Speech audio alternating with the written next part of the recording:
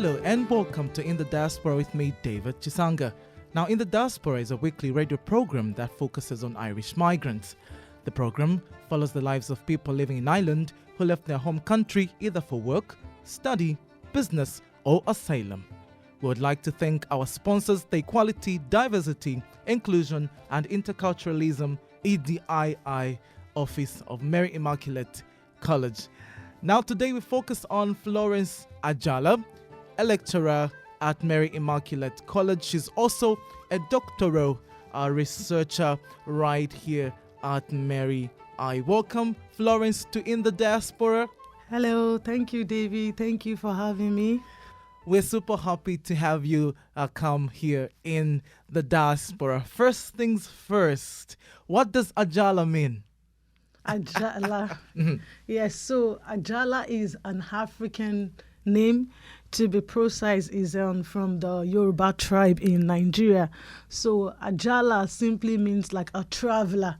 So the name Ajala is somebody that likes, that likes traveling. Even one of the musicians sang the song back home, Ajala travel all over the world. So Ajala means, a traveler. Yeah, that's what it means. Now, Florence has been in Ireland for the past 17 years, from Nigeria. I should have mentioned that earlier on. So she's also from Nigeria. She's passionate about education and wears so many hats. I only spoke about you being a lecturer and also a researcher. Now tell us more about yourself. Okay, so my name is Florence Ajala. I came into Ireland in year 2005. And since then, I've worked my way to the top. So when I came into the country in 2005, I seek asylum. So I came in as an asylum seeker in Ireland. Then I got my leave to remain in 2011. So since then, when I got my leave to remain, I've started on the journey of early childhood. So I started by doing the QQI level 5 and 6 in early childhood care and education, and then I went on to do the BA, which is the Bachelor of Arts, BA Honours in Early Childhood Care and Education. And then I moved on to doing the grad deep in adult and further education because I have a passion to teach, to impart knowledge on people. So I thought that as humans, whatever knowledge that we have, it's important that we pass it on to people. So I did the grad deep in adult and further education. And then I've been a qualified further ed teacher since 2016. And then I've been in the journey of teaching. And just last year, 2022, I started my journey here in Mary Immaculate College as a lecturer on the BA in Early Childhood Care and Education program. So that's just, a little bit background about myself. I'm also a mother, I'm a wife, and I have 3 children. So I wear many hats. I say to people, I wear many hats. And at the moment, I'm also doing my PhD as well. I'm a doctoral researcher here in the college, Mary Immaculate College. So I'm in my 4th year of my program, my structural PhD degree in early childhood care and education. So that's just, a little bit about myself. Florence, you have a very busy schedule, Someone would like to know, how do you balance, all this juggling? I know. I see a lot of people ask me this question all the time, that how do you do what you do? I also forgot to mention that I also have a YouTube channel. So I have a YouTube channel called Early Years Matters TV. So if you're a parent out there, or you're an early childhood teacher or an emergent early childhood teacher, somebody that just started the journey into the area of early childhood, you can check my YouTube channel out. It's called Early Years Matters TV. So on that channel, I share tips in relation to, anything early childhood related. So back to your question, David, how do I juggle everything? So one thing I say to people is I just prioritize in order of importance. So let's say today now is Thursday. So I look at it in the morning. What do I have to do first? What's important? So I go for what's important. Then in order of priority, then I make sure that I do whatever I want to do. If you ask me, David, has it been easy? No, it has not been easy. But you just have to get going. This is what we're called to do here on Heart. You just have to make sure that you're active, you're doing what needs to be done. So I can't say, because I'm a lecturer, I neglect my role as a mother, as a wife, or, as someone that owns a YouTube channel. So it's just balancing everything, juggling things. But it has not been easy. But, here I am, have been pulling through. Now, coming from Nigeria, were you a teacher back in Nigeria? No, actually. So what I did back home in Nigeria is I did accounting. No way. Yes, I did accounting. So I moved to Ireland when I was younger. I moved to Ireland when I was 20, turning 21. So I only did back home in Nigeria, I only did a first year of my uni. So when I came here, I looked at it, and what even prompted my interest in relation to teaching is I look at, we don't have many Africans into teaching in Ireland, even migrant per se.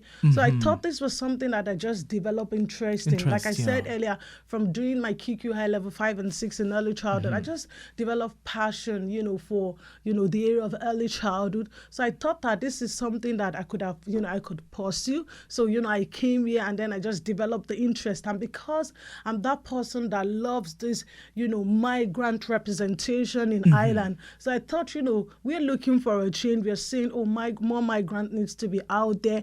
And when you look at it, we have many children that are from migrant community in Ireland, attending primary school, secondary school, even in uni here in Mary High, we can see that we have, many migrants, even people from an African background. So I thought it's something that we need to be seen, we need to be heard. And it's not just saying we need to be seen, we need to be heard. We need to make that move to do something. So that was what I thought within myself, that, going on the journey of teaching, this is what I want to do. And I've so much loved it because, like I said to you earlier, imparting lives, see people on the road say, oh, Florence, you taught me many years back, looking at what people have been able to achieve with their qualification. It kind of gives me that joy that, I'm happy, I'm fulfilled. This is what, I really love to do. You're listening to In the Diaspora on WAD FM 99.9 FM with me, David Chisanga, and I'm speaking to Florence Ajala. She's from Nigeria. She's been here in Ireland for the past 17 years. She's specialized in education, early education, childhood. She's also a lecturer here at Mary Immaculate College.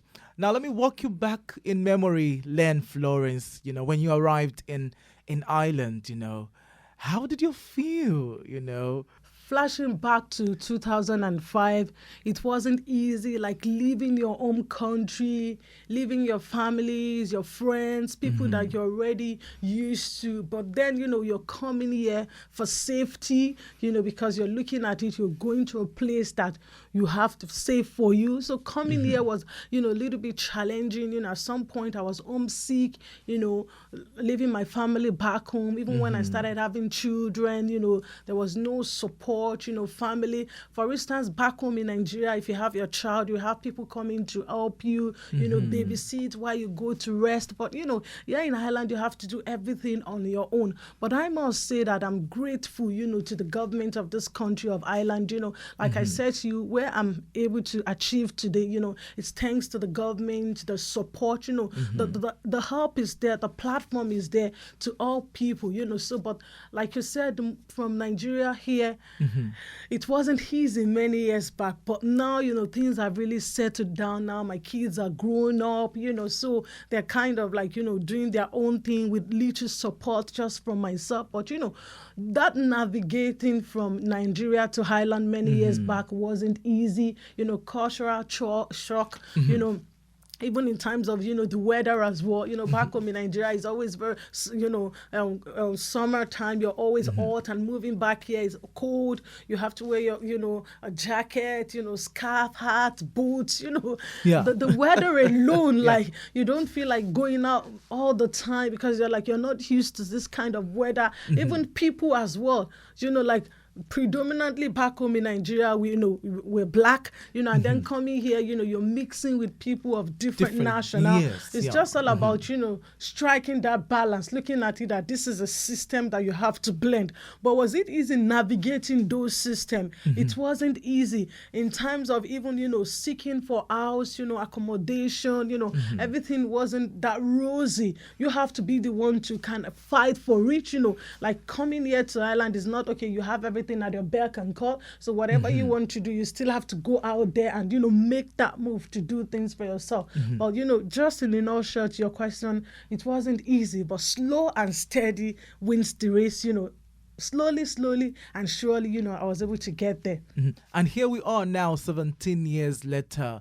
you are a lecturer, and a researcher. Now let's focus more on your research project. You are a PhD, researcher here at Mary Immaculate College. Tell us more about, share what is your research about, and give us more about it. Yeah.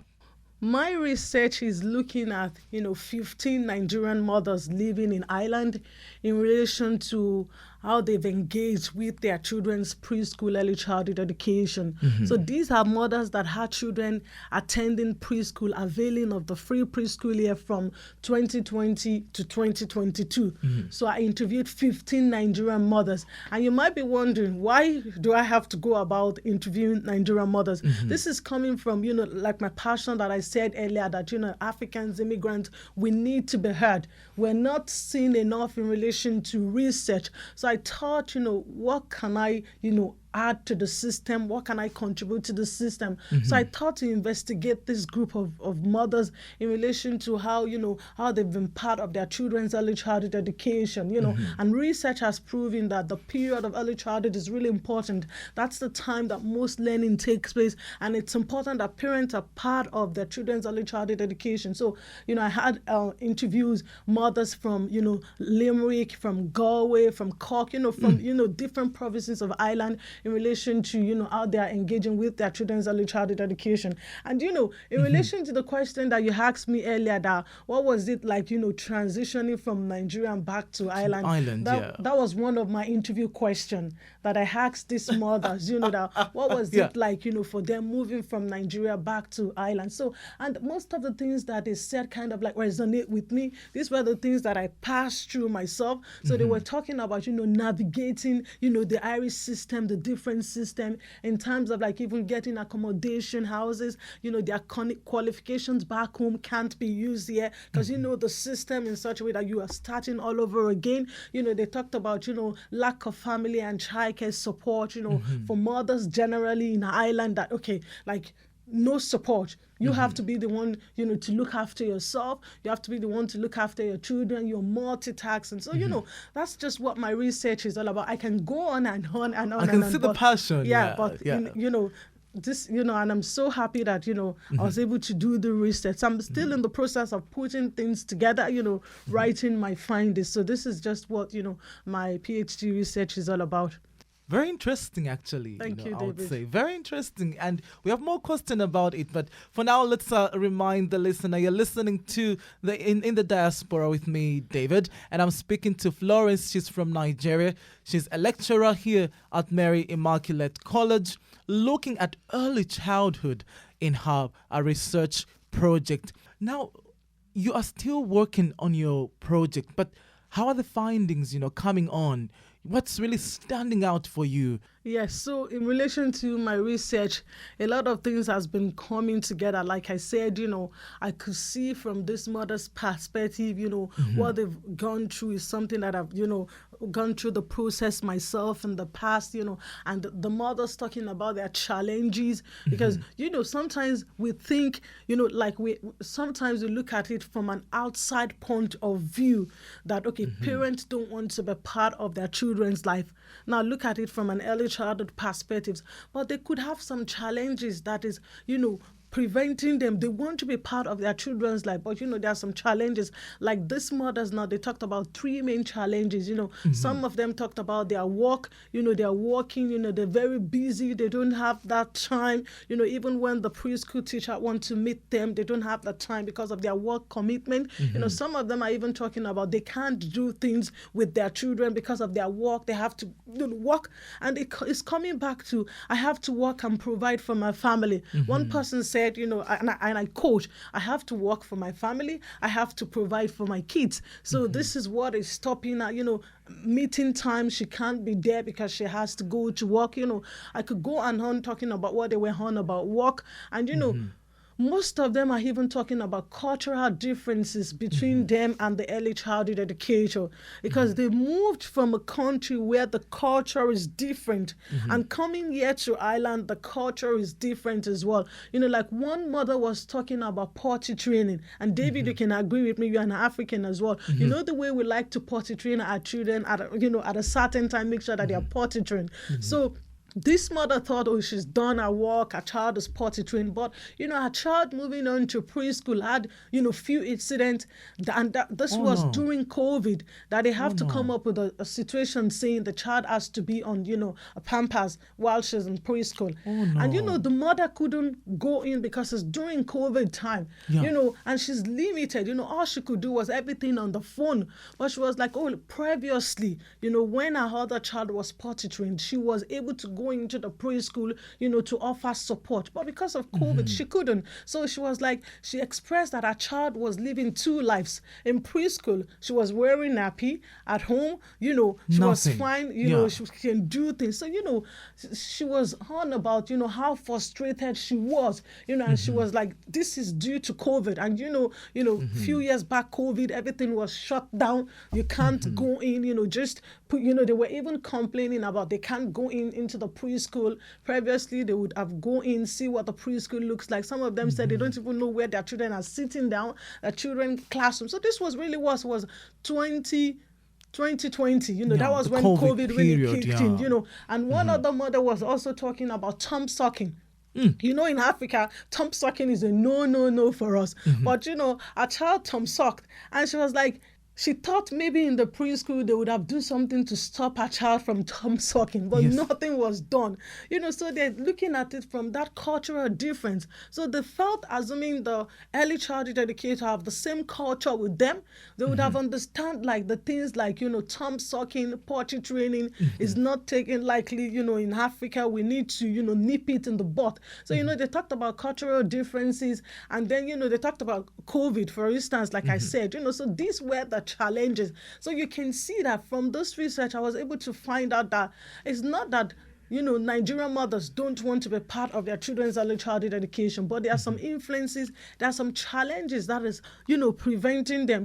And I hope, my research will be able to bridge the gap in relation to, okay, these are the challenges. Okay, what are the things that we can do moving forward for Nigerian mothers, not even for Nigerian mothers alone, immigrant mothers, even generally, parents here in Ireland, in relation to ensuring that, they are part of, their children's early childhood education. And the mothers, lastly, just to wrap up, the mothers are talking about what they are looking for.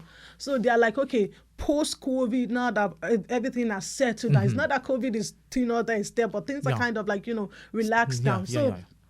They're looking for opportunities whereby they will be able to go into the preschool, at least see what their children are doing, talk to the early childhood teachers. It's not that they've not been talking to them. Everything is kind of like virtual engagement. It's kind of like, phone calls, emails, Zoom calls. So they're looking for where they can even go in, look at their children's classroom, sit down, talk to the preschool teachers, if there are things they can tell them to improve their children's life when they get home, they can extend. And then they're looking for parenting classes as well. This is the one that really struck me. Because, the way child rearing is back home in Africa is different from the way it is here. So the parents are looking for something like a parenting course that they can take. Like when they come in, they're looking for this parenting course. And they're saying that even in terms of the parenting course, they want somebody from an African background to take those courses so that the person can kind of like resonate with them. Okay, because at least, the person will understand what is it like, and they're looking for like a balance. Obviously, there are some things from Africa that they still want to bring here in terms of their child rearing. They still want their children to know more about their culture. So that's why they're looking for cultural events as well, where they can be able to showcase, their Nigerian culture, for the preschool to see, for everyone to see as well. So I can go on and on about my research, but just in a nutshell, this is the aspects that I really want to talk about. It's very interesting. We are definitely looking forward to the final projects. That's actually Florence Ajala. She's from Nigeria, talking about her research project, which is about early childhood, and she spoke to Nigerian mothers. She's also from Nigeria. She's been in Ireland for the past 17 years. She's a lecturer right here at Mary Immaculate College. And I'm David. Now, Florence, we are nearing the end of our program. I'd like to find out, what are some of the differences, between the education system in Nigeria and the education system here in Ireland. We understand you've been away from Nigeria for a long time, but just highlight some of the things that you think, okay, this is really different and this is similar maybe. So I'll talk from an early childhood perspective. For instance, like, back home in Nigeria, early childhood, they see it like a normal primary school, that the children should be doing their math, their English, science. But coming back here, early childhood, these children are learning through play. And, back home in Nigeria, if you're saying the child is playing, they look at it that the child is playing. But, the perception is changing, but we still kind of have a long way to go. Because sometimes I talk to some, preschool owner back home in Nigeria, and then when I talked about, okay, it's important that you let the children engage in play, they're like, oh, no, play. Parents are complaining. The children are supposed to be doing work. They are not learning anything. Well, actually, play is a child's work, as Mario Montessori has said. The children are playing, but at the same time, they are learning, they are in an unstructured environment, but there's a lot of learning going on there. So I saw that difference, coming here, like, okay, it took me a while, David. I'm telling you, because from somebody coming from, an environment where it's work, study. From 3-year-old or 2-year-old. You're looking at early childhood play. What's this all about? But, like I said, it took me a while on this journey. And then after a while, I was able to see that, yes, children are playing, but at the same time, they are learning. So I'm trying to change the narrative. A lot of people that I know back home, that I talk to them. So I'm trying to, tell them that, the children are playing. It's just, looking at the curriculum, make sure that it fits into whatever you want to teach them. But it's not, like I say to them, like a 2-year-old, you're asking a 2-year-old to start, doing math, English, 1 + 1, ABC. Yes. The child will be tired. Sometimes you see video, the children are sleeping. But whereas they are playing, they are still learning whatever you want them to learn. For instance, when the children are playing, scooping, mixing, early mathematical skills, early mathematical concept, Connor, take 3 toys. Take 2 away from it, you're left with one. You're teaching subtraction and addition. Definitely. Fun. In a fun way. So, that's what I found that different. But like I said, they are still, coming up back home. But it's just, a lot of advocacy have to be done. People have to really reach out there and say, okay, yes, you want the children to learn. We're saying the same thing. It doesn't mean that they are playing, they are not learning. They are playing, but they are learning. But whereas people want to go the traditional way, walk, sit down, read. So, this is one difference that I found, within those, the both two systems. Anyway, the 2 systems. Now, finally, I highlight just 3 things that you've seen in the education system here in Ireland. So I'll talk about from the perspective of the college, MIC. I'll say the college is, welcoming, home away from home for me.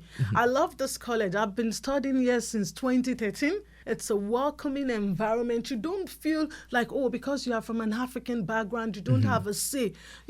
Everything that I've been putting forward, they're always, embracing it. I feel so welcome here. Even for someone from an African background to be a lecturer here in the college, it's a big win. So that shows that, the college is not just saying we're promoting diversity. They're acting it. They're doing it, which is really important. So I love, the college is like, I can go on and on about the college. It's a home away from me,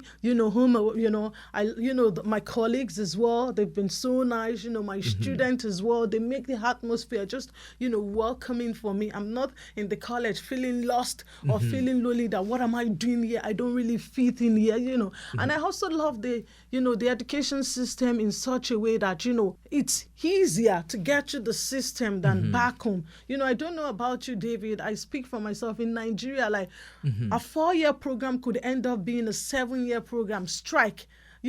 They could say, something happened, the lecturers are not being paid, that's it, they're shutting down the school for 1 year, for 2 years, and it's going to affect, your education. If you decide, you're doing a degree for 4 years, the degree might end up being a 7 years, but whereas in Ireland, your 4 years is your 4 years, you're done, and you're out of it. So I found that the system is such a way that this is what you're doing in the 4 years. If you know what you're doing, you're getting it done. It's not that, we're moving it to 5 years, we're moving it to 6 years. So those are the things that I can go on and on. Those are the things that I really, like about, the education system here in Ireland and even, the MIC as a whole. Those were 2 Florence. There's one left. Okay. So I was counting. yeah. So like even in terms of like the accessibility for children to getting into school as well, it's easier, like it's not that you have to, you know, pay your way through. You don't have to pay your way through. Like, you just go through the process, fill the form, and then, So the children get in other words, you don't have to pay anybody for a place Yeah. for your child's school here in Ireland. Yeah. So the system is such a way that the system is such a way that it's open and plain. You can't say, you're cutting corners.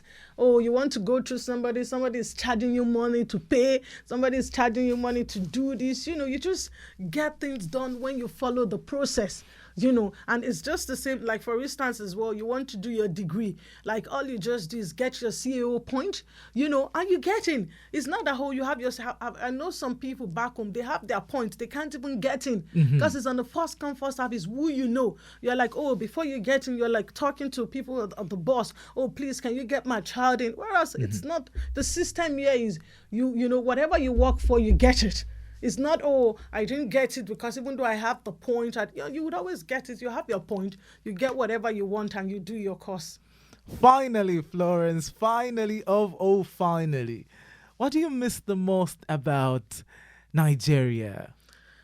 My family, like not seeing them all the time. But, I've really passed that stage where once in a while, like we have online, WhatsApp call, I can do video, I see them, but it's not the same. So it's like, I would say it's like my family not seeing them all the time, but it's because of, a good cause. So, but, that's just the only thing I would say I miss. Food, no, I can always cook the food here. So all I just go to is go to the African shop in town, get whatever I want to. And then we have a restaurant in Limerick now, it's called Afro Delight. So I'm not sick of home because of food. So I can always get whatever I want. It's just, my family that I miss the most. Now, anything you'd like to share about education in Ireland, education in Nigeria as well, as we wrap up? I love the system here, the education system here. If you know what you're doing, you can just, and the system is there available for you. The library, whatever, coursework you need to do. If you're looking for articles, books, you'd always get them. You never be stuck that, like I needed to do more, but I can't get this. So I really find that the system makes it so easy for you. You don't have to struggle all you just have to do is put in the work. And, when you put in the work, you get it. So I just hope for a better system back home in Nigeria as well, that, the student don't have to struggle. And that's why you see some student coming here to study. For someone like you, David, as well, you have to come all the way from Africa to the island, just so that you can study. So I just hope, the system back home in Nigeria as well will be comfortable for the student. If it's a 4-year program, it should be a 4-year. They don't have to wait, it's a 4-year, it's ending up being a 6-year. So that's just what I have to say. And, I really want to say thank you for having me here, David. And I really enjoy coming on the show. Thank you very much, Florence Ajala, for being with us in the diaspora today. We'll let you go to actually go and have your class now. Thank you so much, David. And remember to subscribe to my channel, LES Matters TV. LES Matters TV. Subscribe to my channel if you're looking for parenting tips, if you're looking for tips in relation to early childhood care and education. Thank you so much for having me. Bye now. Bye. Bye-bye. Thank you very much. Definitely follow Florence on her YouTube channel. And thank you for listening to In the Diaspora with me, David Chisanga. Now I would like to thank our sponsors, the Equality, Diversity, Inclusion and Interculturalism EDII Office of Mary Immaculate College. Until next time, bye for now.